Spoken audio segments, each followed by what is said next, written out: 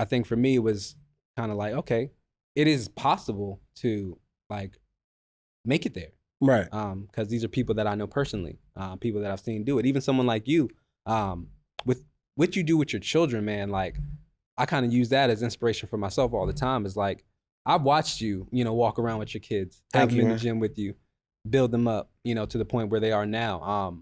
I've known you for over a decade at this point. Mhm. So it's like things like that I've seen, people who who you've seen take a journey and like grow their level of success and just keep going. You're still going. For me, that's inspiration. Like I'm trying to aspire to do things like that so that I can leave something for my children. But it's holding on when it feels like all is falling. How do I reach out when I feel I'm all alone? When I feel all alone. How do I move on when you're the one I put my trust in? All you require me is only just believe. I'm covered by your grace again, all washed up and cleansed from sin. No longer will the devil win. You gave me victory. Welcome to the Art of Rebounding, where setbacks become setups and your bounce back is your breakthrough. I'm your host, Lefty Williams, former pro athlete, motivator, believer in second chances. Each week, we'll dive deep into stories and strategies built on positioning, persistence, and purpose to help you rise, rebuild, and reclaim your next chapter. Now, listen, this isn't just a regular podcast. This is your permission to rise again, and this time with purpose. Man, listen, I'm so excited for today's guest. I say this all the time, right? But I get the honor and the privilege of actually talking to people who I actually know and actually like really know, super excited. Welcome to the show. An amazing director, an amazing person, human being. And hold on 1 second. An amazing hooper too. He can hoop. He can hoop. A lot of entertainers can't hoop. He's not one of them. Welcome to the show, my guy, Drew Webster. What up, Drew? My dog. Thanks Thanks for having me. I being on, appreciate man. I appreciate you. Listen, there's so many different places that we can go. One of the things that I really enjoyed about you when we first met years ago was that you were like me. You like to compete. Mhm. You're a competitor. For sure. And you're also a trash talker like me, but you also don't initiate the trash talking. Never. But once they started, that's It's it. on. It's on. So, yeah. If you're going to give it, you got to be able to take it. Yeah. So I appreciated that. And then I found out that you were, in the entertainment space and started the whole directing. And I think you were just finishing up school, or maybe you had, I can't remember. Yeah. I actually have a few degrees, but most recently I got a film degree. Yeah, So- excuse me, pop your collar, man. That's what I'm Hey. talking about. Yeah. Yes. Young brother successful. Listen, so many places that we can go with this. I want to dive deep into Behind the Mountain, because to get you to relocate, Mhm. to come out west, because we both are East Coasters, Yeah. it's different. What was that journey like for you? Where was the pain of that to put you in position to say, now I'm going to shoot my own movies. Now I'm going to do this to actually invest in you. What was that like? Okay, so going back from the East Coast, born in DC, Mhm. grew up in a small city called Wheaton, Maryland. Mm-hmm. So before I even came here, I lived in Atlanta for some years. But coming here, I think for me it was kind of a choice of like changing my life. Mhm. I was a drug dealer. Mhm. Had my first kid really young, Mhm. so I was 23 years old. Mhm. So at that time, I kind of decided I had to change my life up. So for me at that point, it was really about doing something that's not gonna put me in jail, Right. but also trying to still be creative and trying to enjoy myself while I'm doing it. Right. And I noticed there was like a lot of sense of urgency for you to make sure that you're still on the right path. Was it the children, or was it the situation with your brother? Oh, so kind of in tandem, kind of happened, or not around the exact same time, but I think for me, as an older brother, having a younger brother who lost his life to drugs, I think I spent a lot of time for me trying to, I want to say, not kill myself over the fact that I could not prevent him from following in that. In the footsteps, right. right. But at the same time, like, I have a life to live. I have to try to figure out my own path. Mhm. You know, we grew up in a situation where, you know, we came from foster system. Mhm. So having a strong family background wasn't our upbringing. Right. So for me, really as a teenager, I went by myself, found my own Mhm. path, and ended up here. But I think the art stuff came really just trying to be able to make money and not have to adhere to a 9-to-5 schedule. What's going on? I hope everyone's enjoying the podcast. Listen, I have a brand new hot honey that's getting ready to come out. That's right, you heard it right. Hot honey. Harold Lefty Williams hot honey. Listen, when flavor meets fire, legends are made. and this is what we put together. I've teamed up with Creative Fire Kiln and Kitchen, and we came up with the Honey Bee Hotness. This is amazing. Shout out to Creative Fire Kiln and Kitchen. Thank you for the opportunity to have this collab and have my own Honey Bee Hotness. For more information on this, go to honeybeehotness.com. honeybeehotness.com.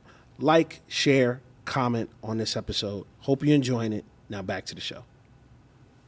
So what's it like being a brother? Because I'm a brother. I got, you know, I'm an older brother. I'm a younger brother. What's it like being a brother? So the same. My experience is the same. I have been a younger brother, you know, first, and then, you know, became an older brother. So, you know, for me, it never was as knowing how my older brother is, especially, you know, coming from a household without a dad in it. Like my oldest brother was like the one who wanted to assume that responsibility and have that influence on me as the younger brother, you know, would tell me what kind of clothes I should wear, you know, things of that nature. So for me, having a younger brother, it was a little different. Like I didn't look at it the same way probably my oldest brother did because I didn't have that responsibility.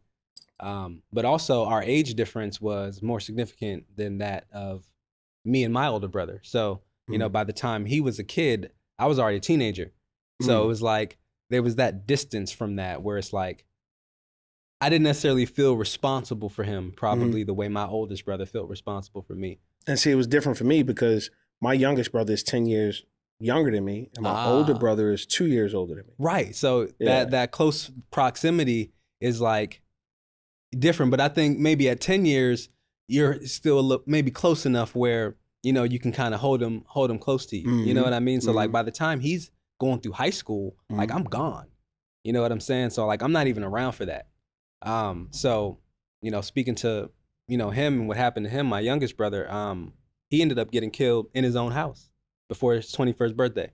Because when I saw you had just got back from burying your brother. Yep. I was heartbroken. Like watching your response, you probably was like, what's wrong with him? I'm the one that lost a brother. I was looking like, oh my gosh, because my mind went to my brother. Right. No, I remember that. Like, you know, to be able to talk to somebody about it, first of all, I mean, I think for me, that was a moment where I kind of learned, certainly as a Black dude, like we gotta be able to express ourselves and talk about stuff. Like holding it in. I mean, I feel like we both was crying in that moment. We both had tears in our eyes, and it was one of those moments where it's like, man, if I don't talk about this, it's going to destroy me from the inside. Talking about it with you in that moment was a realization of like how, for me personally, I need to be able to express myself more and talk about things as opposed to just holding them on the inside. Because talking about them kind of helps you move forward past them. So for me, that was a big moment, you know. Bro, I had tears in my eyes, man, and it was my mind. Like I said, my mind went to my brothers. Right. I was just like, oh my Lord, man, you know. And then to see you keep going, and then basketball is kind of like what I felt like you were like, okay, this is like bringing you joy. Did you feel like it brought you through it? Yeah, no, absolutely. I think anybody who played and who played competitively and was decent at it, you know, like no matter what's going on in your life, like once you're on the court for that hour or two, it's like nothing else matters. You know what I mean? While you're doing it, while you're in it. So absolutely, I would turn to that a lot of the time for like just release. You know, like I'm sad, let me go hoop. You know, at least for those 2 hours, I'll feel okay. So yeah, I mean, still to this day, you know, every now and again, a little lesser now, you know, in my 30s, but no, facts. But yeah, man, therapeutic, cathartic, you know, all of that, you know, being out there and, you know, especially you still got some juice left, you know. As you begin to go on that journey, I noticed something about you. So as you see, I'm on my journey, not only the Art of Rebounding for the podcast, for the book, but as I tone and shape my own life back into, excuse me, back into the athletic Lefty that I'm accustomed to. I noticed you went on an amazing journey. Weight loss. Talk to me about that. Okay, so yeah, I think that's another thing. Having children, becoming a dad. Actually, I tore my knee. I want to say the year my son was born, and gained a ton of weight. It was kind of messed up, you know. Like I couldn't exercise because I couldn't walk. But then, you know, having a young kid, you know, they always want sugar. So you partake, eating cakes and ice cream and you know, all the things that are delicious, and wasn't exercising at the same time. So as I started to sit around, I ended up gaining a ton of weight. Hated it. Kind of got to a point where I'm like, okay, I'm 30. If I wait till I'm 40 to like really try to get this under control, then I'm gonna be fucked. So I just took it seriously. Started controlling how I exercise. I never stopped eating things that I like, because I think for me, that's how I crash and burn. If I try to like cut everything out for like however long, then I'm like, oh shit, I haven't eaten pizza in 6 weeks. Then I might eat 2 pizzas and gain 13 pounds in 2 days. You know what I mean? Which is not what we want when we're trying to lose weight. But so yeah, I mean, now at this point, I've kind of constructed an exercise regimen, time and schedule where I eat ice cream probably every day. But yeah, you were telling me about it. Like you had it down to the science. Yeah, I mean, and it's mathematics and science. If you exercise a certain amount, your body will burn a certain amount of calories. Right. If you burn more calories in a day than what you consume, scientifically, you're going to drop weight. It's just, you know, you're going to burn fat. That's how the body works. So for me, understanding that, getting to a place where I feel comfortable, feel good, I did that, and you know, now I maintain. That's good, man. That's real good. I want to say that I'm proud of you. Give you your flowers. I appreciate it. Because not only are you doing it, but you're winning, and you're doing it with your chin up. And I feel like anything that we go through, we're doing just that. We're going through it. We're not sitting there as a victim. We're going through it. You were able to build. You were able to build and get to a level. And the level where you are now, it's like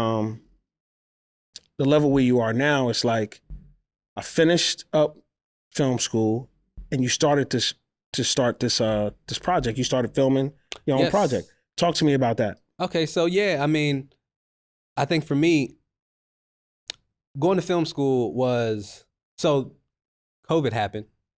And as an animator, visual effects artist, the workspace really dried up for a significant amount of time. Like to the point where like every contract that I had when COVID first like hit and the world stopped, like every contract I had got canceled like overnight. So for me, going to film school was like, okay, all the other work stopped, but they're still making movies. They're putting masks on. They're making protocols, but it was challenging, but they were doing it. But yeah, they stopped production for 3 weeks, but then got right back to it while all the other jobs still stopped. So for me, I looked at it as like, okay, well, what can I do that I enjoy, that if something like this happens again, like I can still work. So that was kind of the first nudge, you know, into it, because I hadn't been in school for years. So then the director, John Chu, who directed the Wicked films, I was talking to him one day. Actually, no, I was talking to Chris, who is the choreographer of his movies. We used to be roommates. He's my children's uncle. Okay. So he was telling me that for Wicked, I believe, and you know, I don't know if this is the exact figure, but that John was making $28 million to shoot Wicked. Well, all right. Right. So I'm like, huh? Say that again? How much? 28 million. And, you know, the movie ended up, we're talking about back 2021. Right. When we're talking about this. The movie came out last year, I think did $800 something million. Mm-hmm. So, I mean, he probably has made more than $28 million very successful off of it now. And the sequel's about to come out next month, I believe, November maybe. So, you know, who knows how much that one's gonna make. But having that conversation, hearing how much he was making to make that movie was like, holy shit! Like, I know this guy, I know this guy. Right. Like, these are people who I know who have like worked their way up to a space where they're able to be super successful, but they didn't start that way. You know what I mean? So I think for me, it was kind of like, okay, it is possible to like make it there. Right. Because these are people that I know personally, people that I've seen do it. Even someone like you, with what you do with your children, man, like I kind of use that as inspiration for myself all the time. Is like, I've watched you, you know, walk around with your kids, have them in the gym with you, build them up, you know, to the point where they are now. I've known you for over a decade at this point. Mm-hmm. So it's like things like that I've seen, you know, people who you know, who you've seen take a journey and like grow their level of success and just keep going. You're still going. For me, that's inspiration. Like, I'm trying to aspire to do things like that so that I can leave something for my children and, you know, kind of give myself a life that I hadn't experienced, you know, as a younger person. But see, we doing it without, you know, that a father in the home is so important. It is. That for us to be able to take our background, become what we're able to become, and then turn around and support our children. Right. That means everything to us. To them, it's their norm, right, because it's their only experience. Right. But for us, it's like everything for us. You know, when I look and I see people are appreciative of my children and what they do, or appreciative of, or excited and compliment what I've been able to accomplish for my children, I try not to process it much, because there's so much more work to be done. Right. And I say we've only just begun. We haven't done nothing. On the outside looking in, like, what do you mean? You Nickelodeon, Disney, right, Netflix, this, that, just, you know, ABC, you know. It's groundwork. They got a long way to go. Long way to go. Long way to go. But I will say this. The character piece of it, to me, means more to me than any of the success. For sure. Because without the character piece, you have nothing. You literally have nothing. So to God be the glory for that. But man, listen, the grind is real. Surrounding yourself with the right people, that's always important. That's always the goal. And to be able to do that, then you got something. Yeah. So again, going back to the movie, for me, after graduating film school, I decided to write a script, auditioned a ton of people, put together a cast, put together a crew, and took my own money and started shooting. That part. So yeah, you know, I think so far for me creatively, it's been the hardest thing I've ever done. It's cost more money than I ever thought that it would. Man. You know, trying to do it in a way where, you know, we keep everything low budget. I even wrote it in a way that would be conducive to budgeting. But at the same time, I didn't want to cage my imagination. So I tried to write things that were cool, so to speak, and that were true to the nature of what I wanted it to be, but also trying to be pragmatic about how I'm going to actually do it. I hope everyone's enjoying the show, but listen, I need for you to like, comment, and most importantly, subscribe to this channel. Please do it for your boy, Harold Lefty Williams. Now back to the show. Right.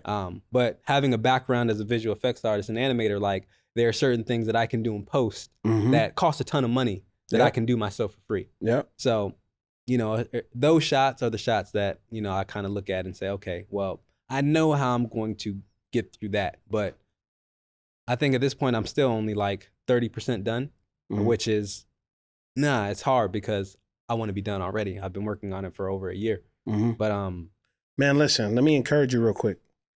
Sweetwater, the movie Sweetwater, it's loosely based on former Globetrotter, Nat Sweetwater Clifton. He was drafted by the Knicks. What year?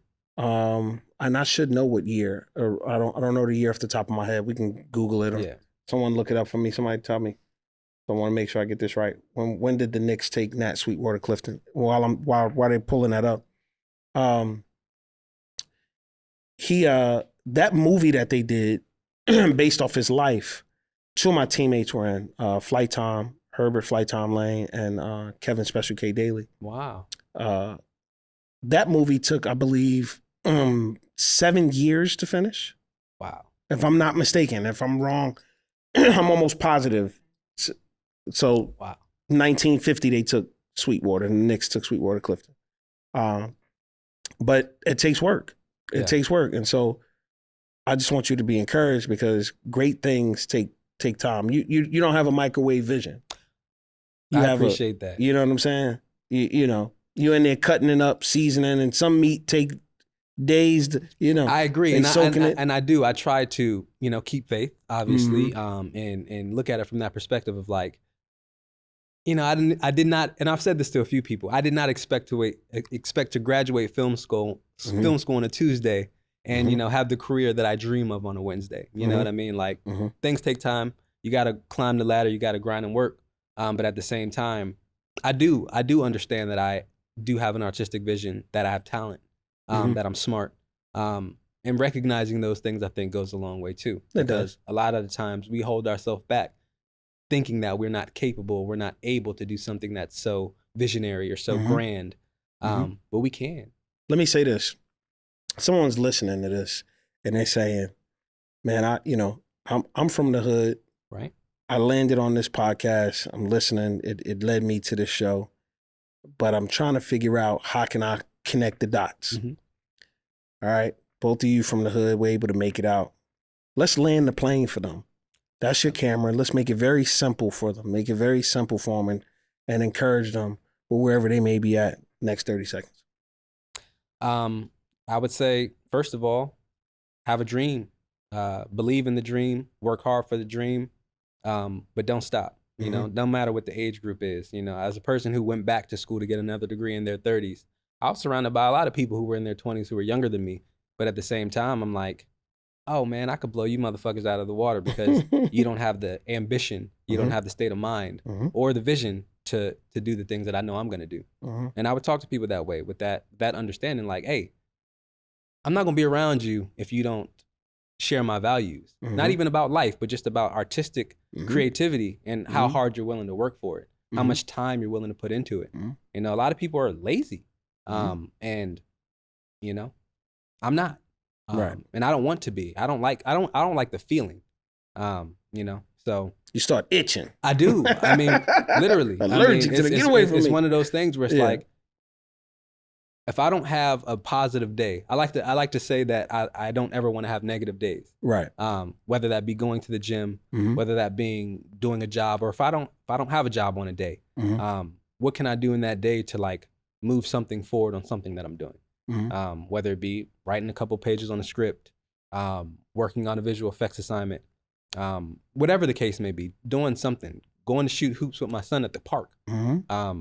Anything that it can be that can make me feel like I did something positive in that day where I didn't just waste it. Right. I once had an athletic director in high school tell me that I was a waste of protoplasm.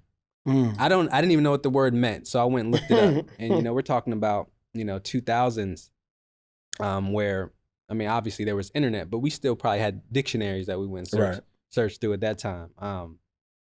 But I looked up the word, and it pretty much means a waste of space, a waste of energy. So I'm like, whenever I kind of feel like that, I hear her voice telling me like, don't be a waste of protoplasm. Like do something. So I try to keep that mentality for myself. I try to, you know, give that energy off when I'm around people.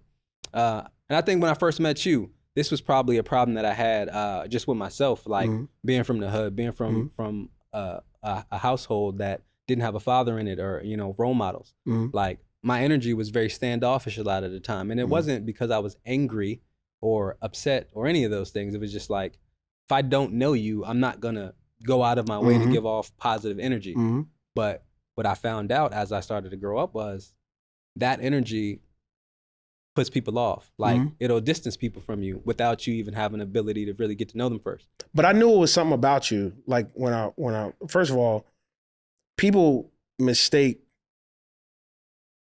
a person being competitive with a person that's their personality. Exactly. And I'm just super duper competitive. Right. So as long as you didn't do like no, you know, cheat shot, cheat type thing, when the game is done, I'm done. And see, and that's the difference. A lot of people, and especially somebody like you, is able to recognize, like, oh, he's not angry. You know, this is actually a good brother, but he just is not talking to these people because he doesn't know them. And that's really all it ever was for me. But my expression, you know, my facial, I think they call it a resting bitch face, right? Like, I used to have that just by nature. Right. Got it from my mama. You know what I mean? Like, that was her expression. It wasn't anger. It was just armor, Right. essentially. But I think over the years, and as you know, kind of work in professional spaces, you can't walk onto a set, you know, and have a mean mug on your face and expect everybody to gravitate towards you. Right. Especially if you're a director and you're trying to lead people. Yeah. You have to be able to lead them from a place of kindness. You have to be able to lead them from a place of respect. Yeah. And if you're walking in and you're not the person who's giving the vibe of kindness and respect, then they're going to pick up on that and they're not going to follow suit because you're the leader. I hope someone's listening to that, because in order for you to have people follow you, you have to be able to be a great leader. And I've been a leader my entire life. Well, I'm a position this properly. I've always been a captain on every team I've ever been on. Likewise. But just because you're a captain, I had to grow into leadership. I agree. Because when you're leading different people, everyone does not follow the same the same way, and there's different personalities, and you're learning how do I get through all of this, right? Because everybody's different. That's part of it. Part of the job of leading people is determining what the differences are between each cast member or each teammate, you know, so to speak. Is like, okay, I can yell at John, but if I yell at Brian, he's gonna be upset. He's gonna snap. He's gonna snap. You know what I mean? So it's like you have to be able to determine that, and that's part of the job, is being able to recognize who you're working with and what you can do to get the best work out of them to add to the overall production of what you're trying to do. Listen, I have a brand new book that's getting ready to come out. It's called The Art of Rebounding.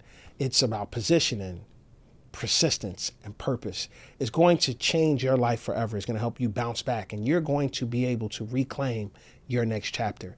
Join the waiting list today at theartofrebounding.com. As we put a bow on this, top 5 people in your life that have made an influence on you quickly, 10 seconds or so. Give me 5 people in your life that are like your GOATs. They're on your Mount Rushmore. I know it's 4, but we're going to say 5. Just of people?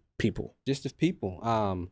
Lefty, you know. I appreciate you. No, absolutely, man. Like I was saying, you've been a brother who I've known and have talked to, shared tears with, who has been an inspiration for somebody like me to really be able to go forward and say, hey, there's a way. I've seen a guy who's from a similar background, who has kind of similar upbringing, not necessarily from a family perspective, but just kind of life experience, to be able to do great things, be a great father.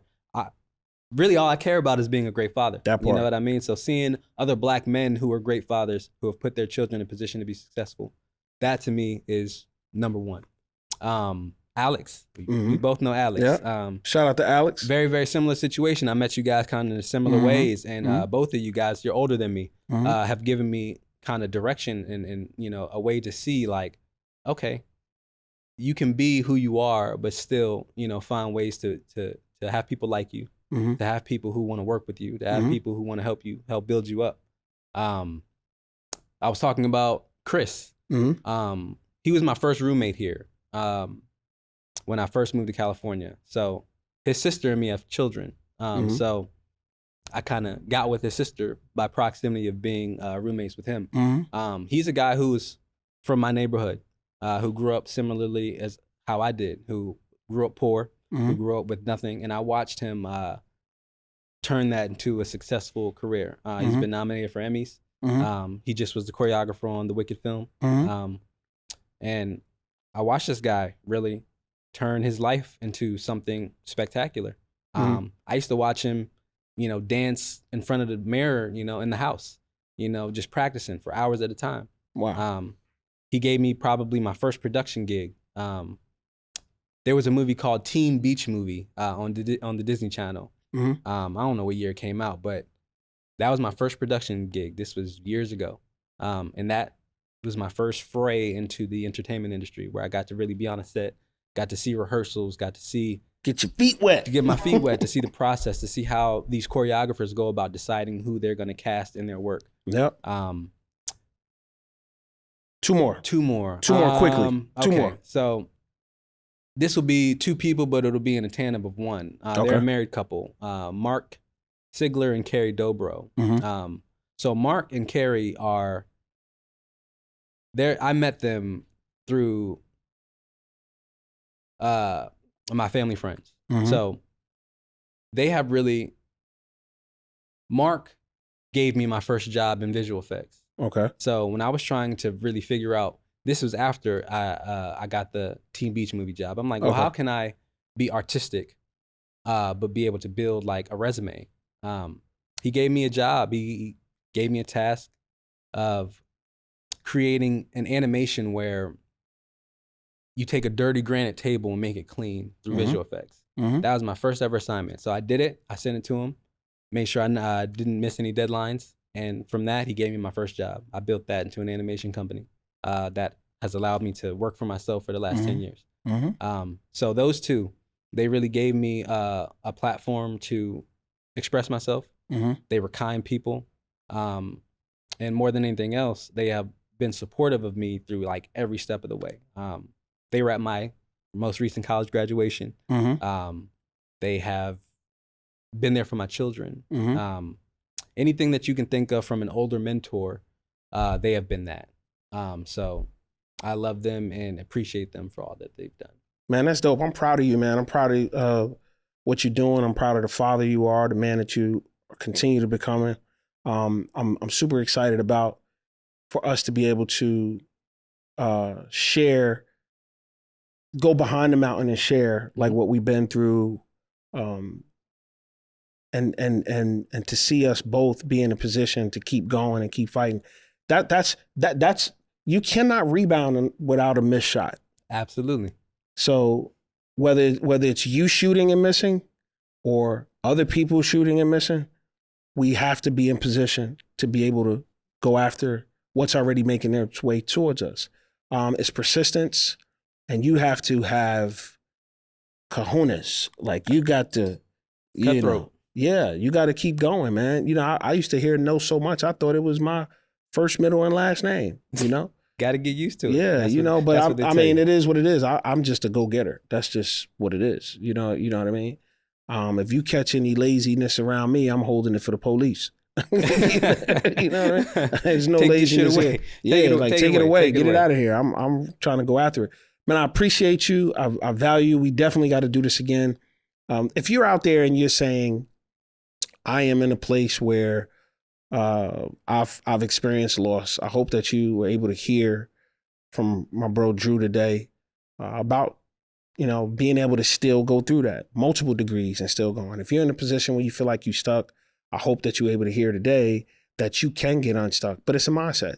It's a state of mind. You have to dig deep down on the inside, and you have to know that you're capable. You have to know that you are worth every bit of moving forward. You are worth it. But you have to know that. You have to peel back the roof and say, this is what I want to do. You can accomplish it, but you have to go after it. You have to run after it. You have to believe in it. No one else is going to believe in it until you do. And then even when you do, the people who you think are going to believe in it or should believe in it won't. That I can promise you. That's it for today's episode of The Art of Rebounding. Remember, the fall isn't what defines you. It's how you rise that writes your legacy.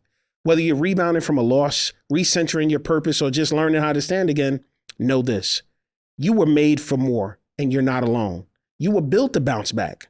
Until next time, keep showing up, keep positioning yourself, keep pushing with purpose, because your rebound, it's not just coming, it's already in motion. Find me on social media on all platforms at Lefty Williams 42. I'm always down to hear about your comebacks. I want to hear about, how you were able to, go rebound and chin it, keep going. Subscribe, like, share, follow, comment, share it with 5 people. Can you do that for your boy? I appreciate you. Till next time, always remember, dare to dream.